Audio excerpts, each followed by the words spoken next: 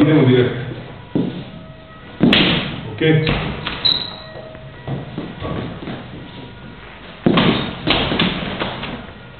Znači radimo pak stav, bijeli stav, umrži se još malo.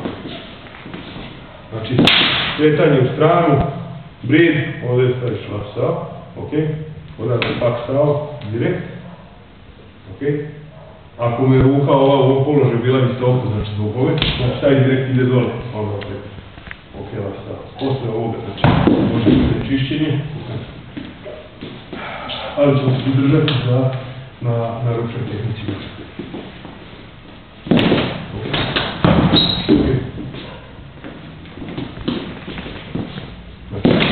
To.